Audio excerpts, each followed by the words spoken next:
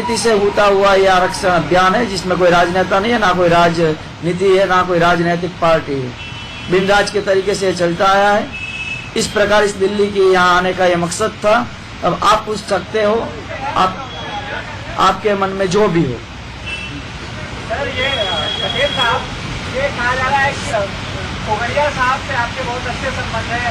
कोगरिया साहब इस पूरे आंदोलन को इन्फ्लुएंस करवा रहे हैं क्योंकि उनका नरेंद्र मोदी से नहीं पड़ता है। कितनी सच्चाई है इस बात? मेरी फोटो तो पुरुषोत्तम रूपाला जी है, जो राष्ट्रीय उपाध्यक्ष, उनके पास भी है। गुजरात के हेल्थ मिनिस्टर नितिन भाई पटेल के साथ भी है। मैं एक संगठन चला रहा हूँ पाटीदार समाज का, और उसमें कई बीजेपी या कांग्रेस के पटेल समुदाय के नेता आते हैं। उसमें फोटो से कोई मतलब नहीं है, वो फोटो की फोटो बात है और जो रियलिटी वो अलग है। पटेल साहब हार्दिक जी, पटेल जी इधर से लीजिए। न्यूज नेशन से मोहित दुबे हूँ मैं। मेरा सवाल बड़ा सीधा है कि ऐसा माना जा रहा है कि गुजरात के इतिहास में पहली बार जनसमूह इतनी मात्रा में इकट्ठी हुई है, तो क्या माना जाए कि किसी राजनीतिक पार्टी का आपको समर्थन है, चाहे कांग्रेस हो, बीजेपी हो, केजरीवाल की पार्टी, आम आदमी पार्टी हो, या किसी भी पार्टी का समर्थन है आपको? कांग्रेस की रैली होती है तो 2-3 हजार लोग आते हैं, मतलब कांग्रेस का समर्थन नहीं। बीजेपी की रैली में 10,000 लोग आते हैं, हमारी रैली में 1 लाख लोग आते हैं, मतलब उसका भी समर्थन नहीं है।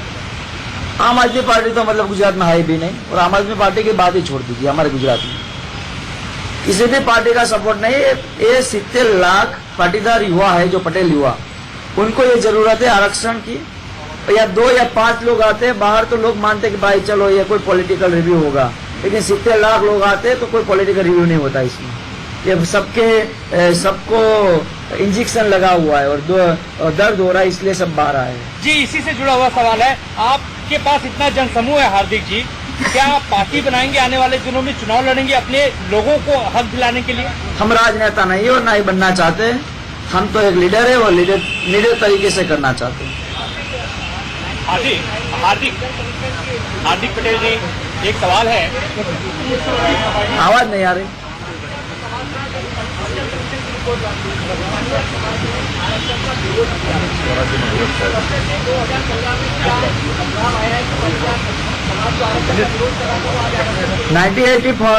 फॉर्म में विरोध हुआ था, उस वक्त मेहनत से लड़ने में मानते थे। आज सिस्टम खोखला हो गया है और युवा बाहर आए, इसलिए युवाओं को आज बेरोजगार नहीं मिल रहा। बेरोजगार है सब लोग। किसान आत्महत्या कर रहे हैं और MBA की डिग्री वाला निकल का सेल्समैन बन जाता है, और इस प्रकार यहाँ पर सिस्टम को खोखला, इसलिए युवा बाहर आए। उस वक्त हमारे वडील थे, सब लोग बाहर आए। इस बार युवा क्रांति के मार्गों से बाहर आए। क्या देश के विकास के लिए आरक्षण जरूरी है? अरे, देश का आरक्षण की वजह से, और आरक्षण किसी व्यक्ति ने नहीं मांगा कि मुझे आरक्षण दे दो। आरक्षण पॉलिटिकल पार्टी ने खड़ा कर दिया चुनाव के वक्त में।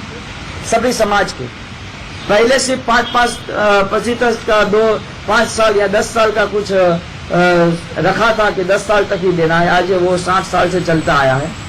आरक्षण की वजह से देश 60 साल पीछे चला गया है। महासत्ता नहीं बन पा रहा। आज हम किसी और से मांग रहे हैं। अगर देना है आरक्षण तो सबको दे दो। जो मजबूत है, जो पढ़ाई करते हैं, अच्छे मार्क्स लाते हैं, फिर भी जॉब से दूर रहते हैं, उन लोगों को आरक्षण की जरूरत है, तो उनको दे दो।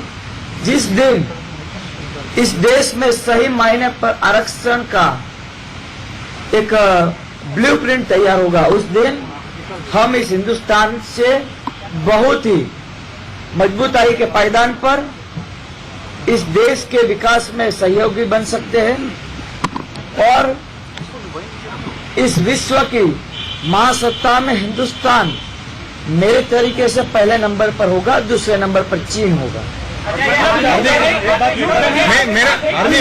हार्दिक भाई, पाटीदार आरक्षण संघर्ष समिति, पाटीदार आरक्षण यहाँ से कितना सही मानते हैं? क्या आर्थिक आधार पर आप आरक्षण को कितना सही मानते हैं?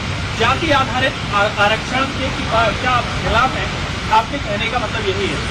इस देश में जाति का ही मतलब हुआ है आज तक। आर्थिक आधार के पक्ष में है क्या? क्या आर्थिक आधार पर, यानी कोई अगर गरीब है, कोई गरीब है, हर जाति में जैसे गरीब है आपके समुदाय हाँ, में, मैं मानता हूँ इसमें तो क्या हाँ। हर जाति के गरीबों को आरक्षण मिलना चाहिए? मिलना चाहिए। आप ये मानते हैं? बिल्कुल, बिल्कुल। तो पटेल, क्या आपका जो आंदोलन है एक पटेल आंदोलन से अलग, क्या जाति आधारित आरक्षण के खिलाफ भी जा सकता है?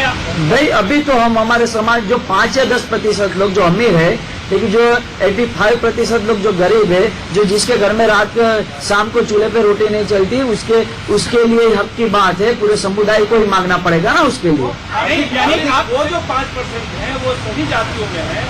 लगभग 80 करोड़ लोग आरक्षण के दायरे में हैं। 27 करोड़ को आप जोड़ना चाहते हैं और तो लगभग 100 करोड़ से अधिक लोग आरक्षण दायरे में 27% दायरे में। तो आप क्यों नहीं ये मांग कर रहे हैं कि सभी लोगों को जो गरीब है उनको आरक्षण दिया जाए? इस देश में मुमकिन है, इस देश में मुमकिन तो है ही नहीं। इस देश में पहली बात, इस देश के अंदर सिर्फ 2 लोग ही इस देश को चला रहे हैं, एक पॉलिटिशियन और उनकी पॉलिटिक्स। और वो वही जो करते हैं वही इस देश को मानना पड़ा है आज तक। और हमें पहले वही चेंज करना है सही मायने पर कि युवा को वहां भेज दीजिए और देश के विकास की बात कीजिए। दूसरी बात कि आरक्षण की बात है तो आरक्षण अभी तक सभी शायद 182 कास्ट को उसका हम लाभ दे रहे हैं पूरी तरीके से। सिर्फ 4 या 5 कास्ट हमारे गुजरात में बाकी है। आज से 10 साल पहले गांधीनगर में पूरे हिंदुस्तान के रियासतों की एक बड़ी मीटिंग हुई थी। उस वक्त वो रियासत के जो रजवाड़े हैं उन लोगों ने भी कहा था कि हमारे समाज को भी आरक्षण का हक चाहिए। मतलब आज हर एक समाज दुखी है और इसीलिए लड़ाई चल रही है मेरे समाज के लिए। हार्दिक पटेल पहला जवाब आपने। हार्दिक पटेल लीडरशिप बिहार इलेक्शन हार्दिक पटेल लेकिन पटेल एक मिनट नहीं बोल रहे हैं, इसकी वजह क्या मानते हैं? और साथ ही साथ क्या आप आगे नरेंद्र मोदी से मुलाकात करने जा रहे हैं इस पूरे मामले में? नहीं, बिल्कुल नहीं। हम नेता नहीं है तो नेता से मुलाकात क्यों करेंगे? बीजेपी की सेंट्रल लीडरशिप नहीं बोल रही, उसको क्या मानते हैं आप? नहीं, बोल नहीं रहे तो वक्त बताएगा क्यों नहीं बोल रहे हैं। हार्दिक भाई पहला पाटीदार आरक्षण संघर्ष समिति ने और हूँ मैं प्रश्न पूछना चाह रहा हूँ कि जब कलेक्टर खुद अपने हमारी सभा में आके ज्ञापन ले रहा था तो कलेक्टर को ज्ञापन देने के बजाय आपकी जिद के कारण कि मुख्यमंत्री खुद यहाँ आए और इस जिद के कारण पूरे पाटीदार समाज को आज आग में झोंक गया, तो उसके लिए आप मैं पाटीदार आरक्षण संघर्ष समिति से हूँ